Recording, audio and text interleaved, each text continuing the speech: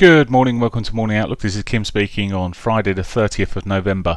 So as we approach the G20 meetings, which start in Argentina later this morning, there seems to be a lot of expectation from them, although I'm reading along the sidelines there that they could be quite shambolic in some respects, because there are a number of issues sort of sitting there, which were unlikely to get resolved at such a meeting. So we'll see. But there is a great hope that China and the US will come to an agreement. Trump has been twittering that they're making progress, so it'll be interesting to see how things run from that point of view.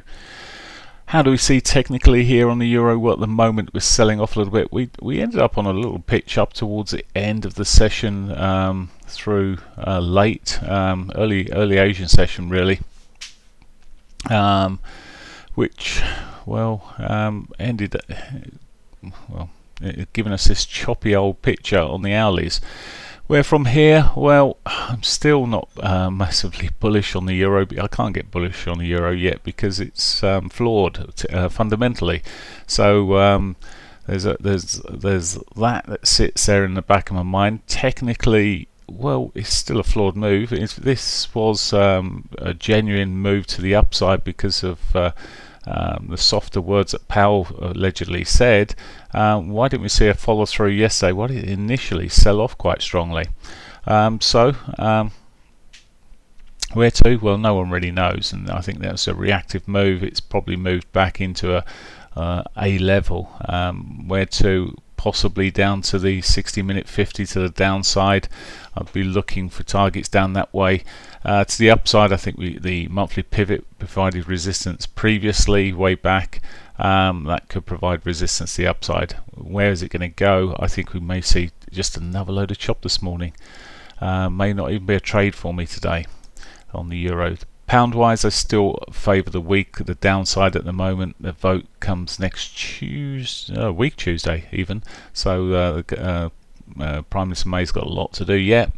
It does look weak, and well, there's up it went, up one side, down the other, and consolidating across a sort of a trend line now. I guess if it breaks this trend line, it's looking along the bottom. I know you'll be going to say head and shoulders or whatever else, funny old head, but never mind.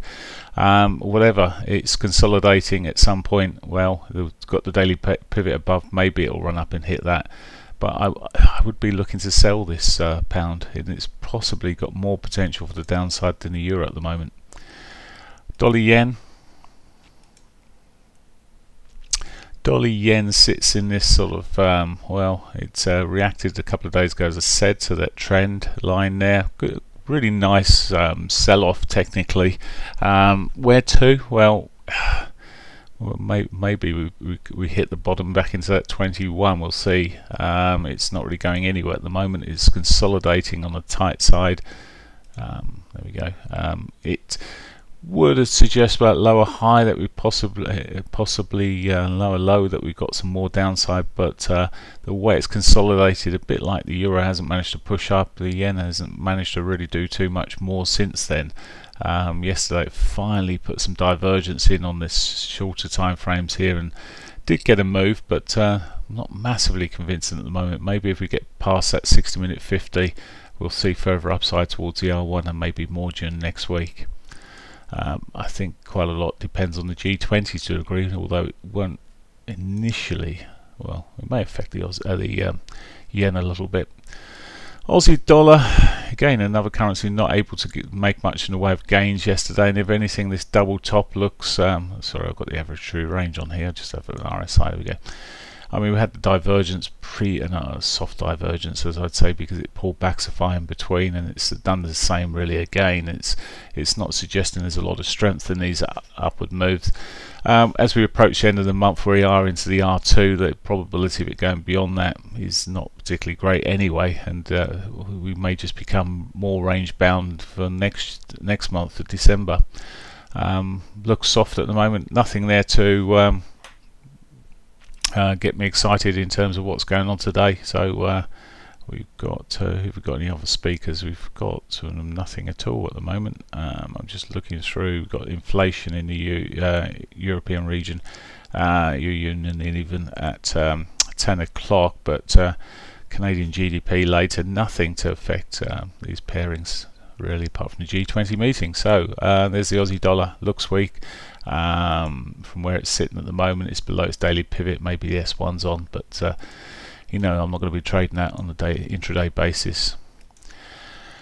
Canadian dollar continues to shove up. It's been stifled a bit, but it's not really losing track of this higher lows all the way through these last 3 days. Even higher lows every day. Eventually it might roll, but for me it still looks like it's on track for the bigger picture to the upside. Yes, yesterday was a hell of a mess and untradeable really, and this is the problem. You try and get into trades on a currency that's not really going anywhere, and it doesn't go anywhere, and you're still sitting in there, and it consolidates, and if you were, well, it's just not a good place to be really, I suppose.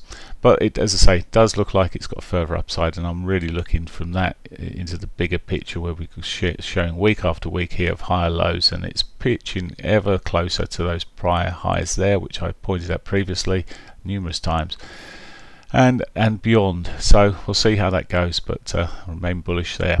Right, that's it for me. As I say, G20 today, 10 o'clock. We've got the Swissy chappie speaking at 8 o'clock in a few moments time. Economic barometer, oh sorry, I say speaker, it's not at all, it's the economic barometer, Swiss economic barometer. Swiss has been stronger I believe than some of the pairings, so it'll be interesting to see what happens there if you trade the Swissy. Inflation for the European region at 10, Eurozone even, and then GDP at 130, which is not much of a mover ever for the Canadian dollar, but may create a bit of volatility on a quiet market. Have a great day. I'll speak to you Monday. Bye for now.